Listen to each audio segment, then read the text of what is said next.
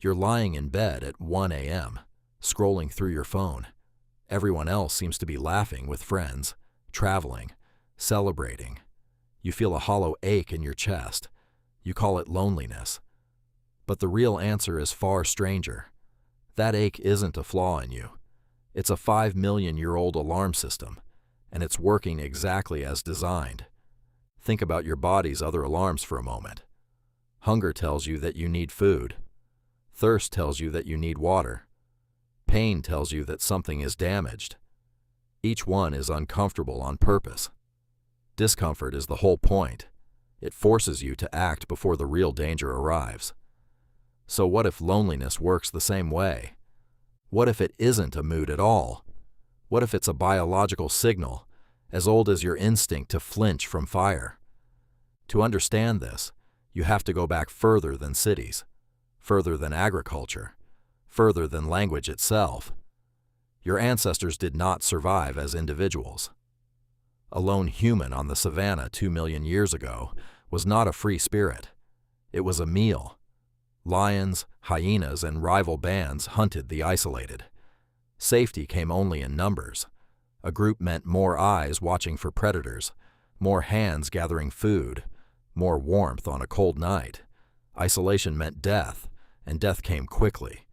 Your brain evolved inside that reality. It did not evolve for comfort. It evolved for survival. And a brain that survives is a brain that panics, subtly, whenever it senses separation from the group. This is where a researcher named John Cacioppo enters the story. Cacioppo spent decades at the University of Chicago studying loneliness, and he didn't study it as an emotion. He studied it as a biological state, almost like a fever. He found that lonely people show elevated levels of cortisol, the stress hormone your body releases during danger. Their immune systems behave differently. Their blood pressure runs higher. Their sleep fractures into shorter, shallower cycles. Why would isolation trigger a stress response identical to physical danger? Because for most of human history, it was physical danger. Your nervous system never got the memo that the world changed. It still treats a quiet Saturday night alone, the same way it once treated a night stranded outside the group's fire. Here's the part that reframes everything. Cacioppo argued that loneliness isn't a design flaw, it's a design feature. Just like hunger pushes you toward food, loneliness pushes you toward people. It's meant to be uncomfortable enough that you can't ignore it. It's meant to send you back to the tribe before the tribe forgets you exist. But here's the twist. In the ancient world, that discomfort had an exit. You felt lonely, so you walked back to the fire. You found your group, you were folded back in, and the alarm switched off. Today, the alarm still fires, but the exit has changed shape, and for many people it barely exists at all. Consider a small town in Pennsylvania called Roseto. In the 1950s, a physician named Stuart Wolfe noticed something odd. The residents of Roseto had strikingly low rates of heart disease, far below neighboring towns, even though they smoked, drank, and ate diets rich in fat. It made no medical sense. So he looked closer. What he found wasn't in their food. It was in their social structure. Roseto was a tightly knit Italian-American community. Multiple generations lived together. Neighbors ate on porches. People checked in on each other daily. The town functioned like an old tribe, dense with connection. When researchers followed the town for decades, they watched something unsettling happen. As younger generations moved away, adopted more individualistic lifestyles, and the tight social fabric loosened, the heart disease rates in Roseto rose to match the towns around it. The protection wasn't genetic. It wasn't dietary. It was social. Connection itself had been acting like medicine. Doesn't that change how you think about your own relationships? Decades later, a researcher named Julianne Holt-Lunstad at Brigham Young University took this idea and tested it at scale. She combined data from over 300,000 people across dozens of long-term studies. She wanted to know exactly how dangerous loneliness really was, in hard numbers, the way a doctor measures blood pressure or cholesterol. Her results were staggering. Chronic loneliness and social isolation were linked to a mortality risk comparable to smoking 15 cigarettes a day, comparable to obesity, in some analyses, worse than physical inactivity. Loneliness didn't just feel bad. Statistically, it was killing people. Your ancestors' bodies weren't wrong. Isolation really was lethal. It just used to kill you through a spear, or a predator, or a harsh winter with no one to share the fire. Now, it kills you slowly, through inflammation, through stress hormones that never switch off, through a nervous system stuck in a permanent, quiet emergency. So why does modern loneliness feel so different from ancient loneliness? Why can you be surrounded by hundreds of online friends and still feel that same hollow signal firing? Because your brain doesn't measure connection by numbers. It measures it by depth. Your ancestors lived in bands of maybe 50 to 150 people, a number anthropologist Robin Dunbar would later formalize as a cognitive limit on stable relationships. Within that small group, everyone knew your name, your history, your role. You were seen completely. A modern feed of thousands of followers can trigger the appearance of a crowd while delivering none of the deep recognition your nervous system is actually searching for. It's like drinking salt water when you're thirsty. It looks like the thing you need. It technically touches your lips. But it never satisfies the underlying signal, and sometimes it makes the thirst worse. This is why you can leave a party of 40 people feeling emptier than before you arrived, and why a single, honest conversation with one person can quiet an ache that 100 notifications never touched. Here's the counterintuitive part. Because loneliness evolved as a warning, not a punishment, it isn't something to be ashamed of. Feeling it doesn't mean something is wrong with you. It means your ancient alarm system is functioning correctly, in an environment it was never designed for. You wouldn't feel ashamed of being thirsty in a desert. So why feel ashamed of an accurate signal, just because modern life makes it harder to answer? Think about what that reframe does. The ache stops being evidence that you're broken. It becomes evidence that you're human, wired by millions of years of pressure to seek exactly the thing that kept your ancestors alive. The real question isn't why you feel lonely sometimes. The real question is what you do the moment the signal fires. Ancient humans had a simple answer. Walk back to the fire. Find your people. Sit close. Modern humans have more distractions standing between the signal and the solution than any generation in history. Feeds to scroll, shows to stream.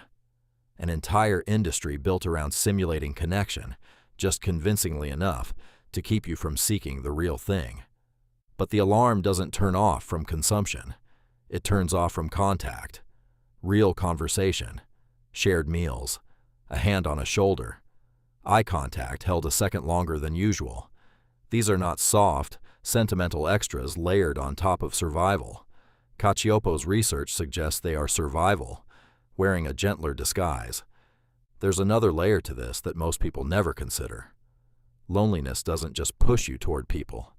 It also changes how you perceive the people already around you. Cacioppo's research found that lonely individuals become hyper-vigilant to social threat. They notice slights faster. They interpret neutral faces as more hostile. They remember rejections more vividly than acceptances. Why would evolution build that in? Think of it from your ancestors' perspective. If you were cast out of the group, even briefly, your survival depended on reading the room correctly.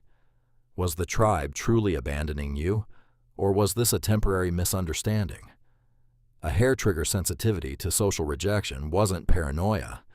It was a survival tool, tuned to catch the earliest signs that you were losing your place by the fire. But that same tool, running in a modern world of texts left on read and posts that get no replies, can turn against you. It can make an unanswered message feel like exile. The alarm is ancient. The triggers around you are entirely new. And the mismatch between the two is where so much modern anxiety quietly begins. This raises an uncomfortable question. If loneliness makes you more sensitive to rejection, and more sensitive to rejection makes you withdraw further to protect yourself, doesn't that create a trap? Cacioppo called this exact pattern a feedback loop. Loneliness increases vigilance. Vigilance increases the perception of threat. Perceived threat increases withdrawal. Withdrawal deepens the loneliness. Around and around it spins, each cycle convincing you a little more that isolation is safer than the risk of reaching out. Your ancestors rarely got trapped this way, because isolation in their world had a hard physical limit. You couldn't drift alone in the wilderness for years. Either the group found you, or the elements did. Today, you can sustain a kind of technical connection, texting, liking, scrolling, indefinitely, without ever triggering the physical proximity that actually resolves the alarm. You can exist inside the loop for a decade. Your ancestors never had that option, and in a strange way, that limitation once protected them. So what actually breaks the loop? Not more scrolling, not more passive consumption of other people's lives. Researchers who followed Cacioppo's work found that the antidote wasn't simply spending time around others. It was specific. It was what they called perceived social connection, meaning the felt sense of being understood, not just the presence of bodies in a room. You can stand in a crowded office and feel utterly alone. You can sit in a quiet room with one old friend and feel completely anchored. The number of people was never the variable that mattered. The depth of recognition was. This lines up with what happened in Roseto, and it lines up with Holt-Lundstad's massive dataset too. The protective effect never came from mere proximity to other humans. It came from being known. Reliable, face-to-face, unhurried contact, the kind where someone asks how you're doing and actually waits for the answer. Here's the modern mirror, the place where all of this lands squarely on your own life. Somewhere in the last few decades, human connection quietly got outsourced to convenience. Checking in became a heart emoji. Catching up became a story you watched for 2 seconds before swiping to the next one. None of this is inherently bad, but none of it fully answers the ancient alarm either. It's a snack when your body is asking for a meal. You don't need to delete every app or become a hermit to fix this. You need to recognize the signal for what it actually is. The next time you feel that pull, that low static hum of missing something you can't quite name, pause before reaching for your phone. Ask yourself a harder question. Is there one person, just one, you could call right now? Not text, not tag, but actually call? Your ancestors didn't need 100 people around the fire. They needed enough people who would notice if they went missing. So the next time that hollow feeling arrives at 1 a.m. while you're scrolling through everyone else's highlight reel, try seeing it differently. It is not a mood to escape. It is not proof that you're falling behind everyone else. It is a signal, older than language, older than fire itself, doing exactly what it was built to do. It's not telling you that you're broken. It's telling you to go find your people. And when you finally do, when you sit across from someone who truly sees you, that ancient alarm, the one that has been quietly ringing since before recorded history, finally, mercifully, goes quiet.